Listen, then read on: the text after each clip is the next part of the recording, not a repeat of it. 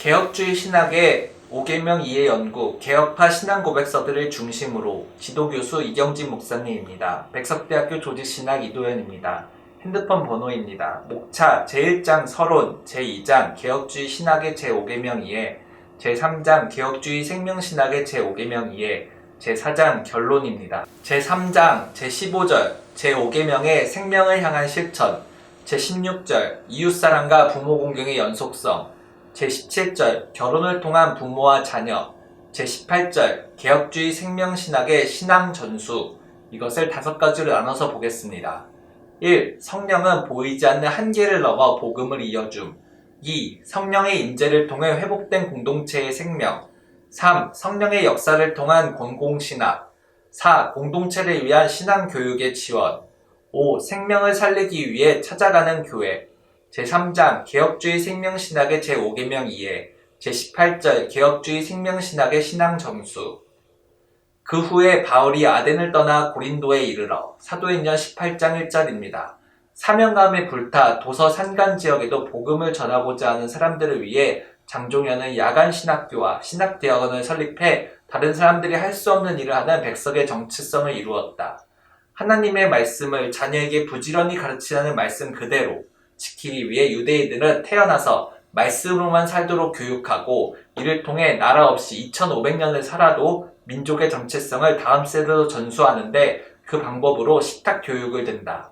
다음 세대로 신앙을 전수하는 신학 교수를 임용할 때 10일간 금식 기도를 요구하는 것도 백석의 정체성을 이어가기 위함이며, 십자가의 흔적이 있는 분들은 금식하는 중 하나님의 은혜와 부르심의 소명을 다시금 깨우쳐 복음에 대한 열정이 불타오르기 때문이다. 라쿠나는 삼위일체의 실천적 교의로 보며 성령 안에서 예수님을 통해 하나님의 삶으로의 참여로 본다. 예수 그리스도의 생명에 참여하는 복음을 배우면 복음의 열정을 가진 목회자를 양성할 수 있기 때문이다. 로마서 5장 5절에 따르면 하나님의 성령은 사랑으로 마음에 부어지고 곧 그리스도의 몸으로 불렀다. 이렇듯 성경과 성령의 인도에 따라 영생을 다음 세대로 계승하는 것이 신학이라는 장종현의 주장과 맞닿아 있다. 성령께서 성경을 통해 그의 자녀들에게 말씀하실 때 하나님을 알 수 있는 것은, 그러나 진리의 성령이 오시면 그가 너희를 모든 진리 가운데로 인도하시리니 그가 스스로 말하지 않고 오직 들은 것을 말하며 장래 일을 너희에게 알리시리라고 말씀하시기 때문이다.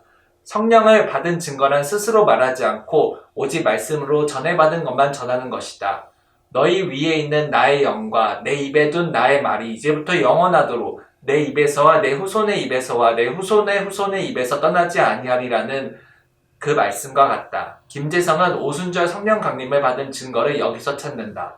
하나님의 임재 개념과 연결된 하나님의 말씀은 반드시 하나님의 아들 예수님을 메시아로 고백하게 하며 그 말씀에 따라 순종하고 실천하는 삶을 살게 된다. 구약에 약속된 메시아는 바로 예수님이라고 고백하는데 성경에 기록 목적이 있으며, 오직 그 이름으로만 영생을 얻게 하는 것이 하나님이라 믿을 때 예수 그리스도를 만날 수 있다.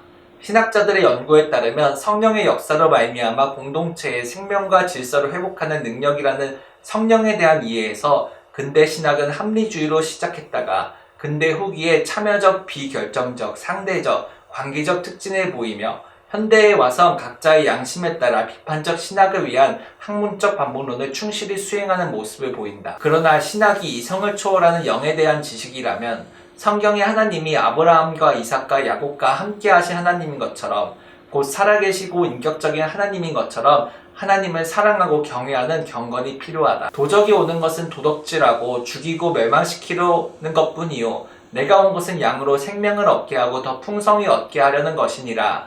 요한복음 10장 10절처럼 진리 가운데 예배드린다면 성령을 받았다는 증거이며 살아계신 하나님을 향한 참된 생명을 얻는 것이다.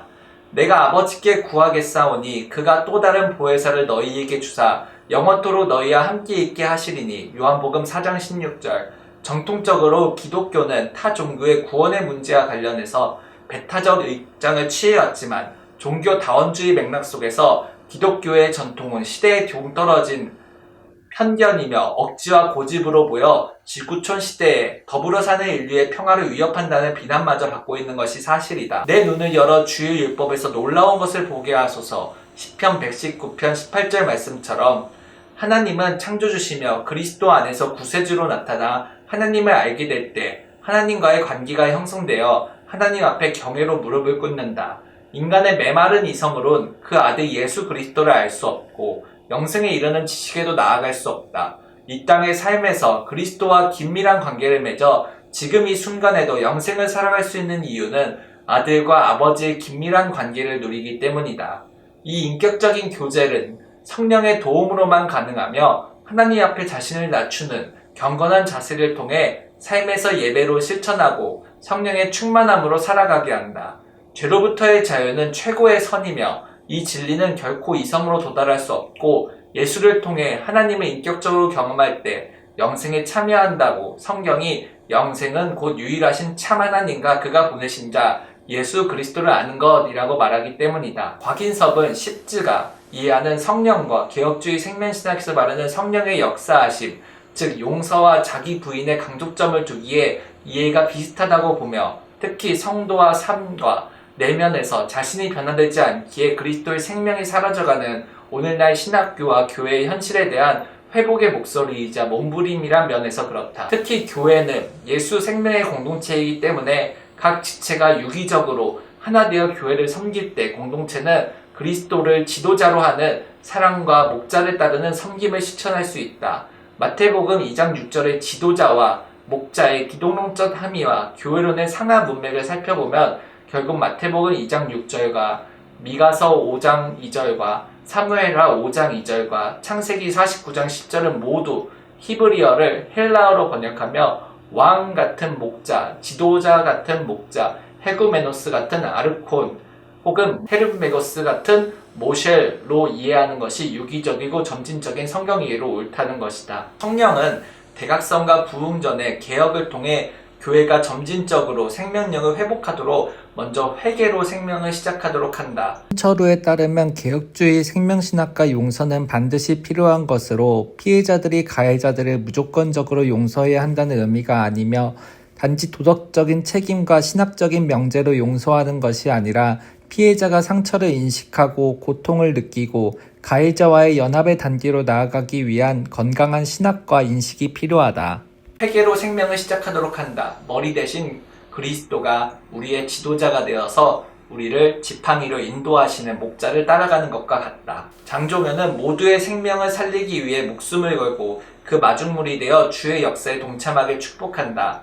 신학이 오늘날 사회의 이슈와 공적 담론에 적극적으로 연계하여 시대적 물음에 답할 수 있으려면 개인 구원을 넘어 시선을 사회적 책임까지 확장시켜야 한다.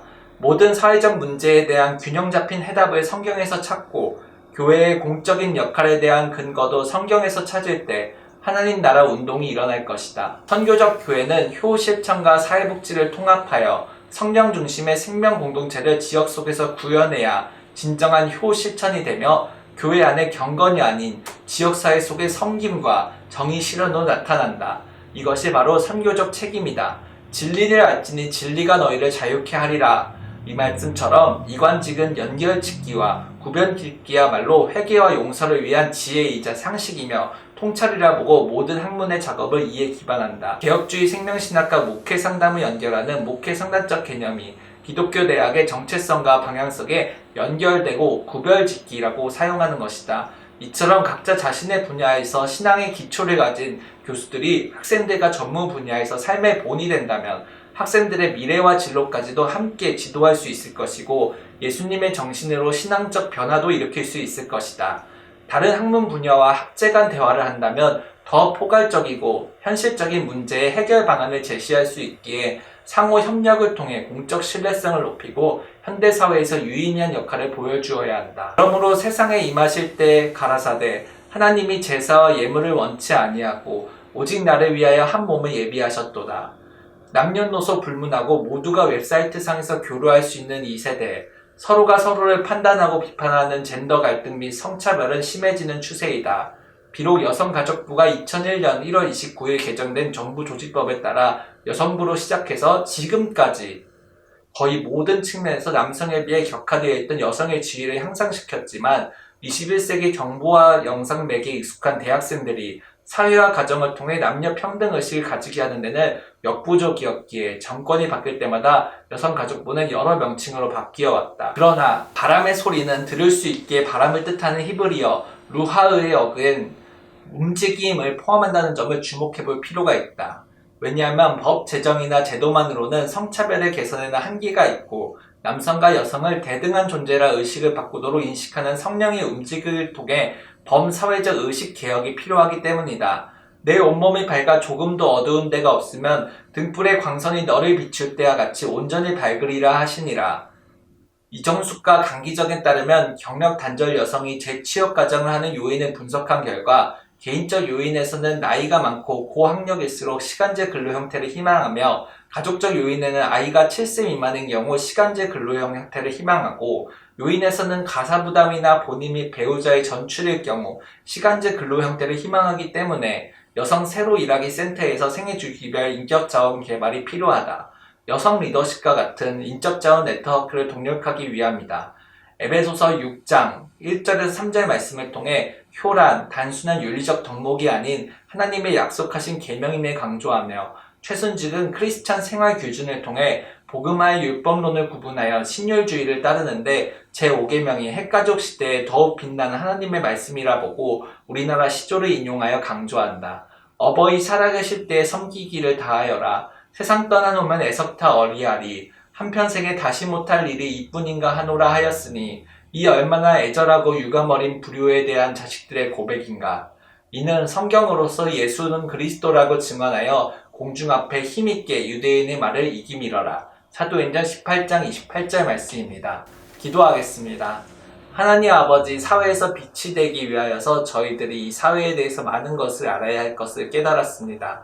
성령의 움직임에 따라서 여러 가지 이름으로 바뀔 수 있지만 그 본질은 항상 하나님에 대한 경건임을 잊지 않게 해주시고 신학이라는 하나님을 아는 지식을 가장 먼저 생각하고 그 위에 지식을 쌓아 사회에 영향력을 미치는 우리들이 되게 하여 주시옵소서. 예수님 이름으로 기도합니다. 아멘. 오늘은 2025년 11월 15일 추수감사주일입니다.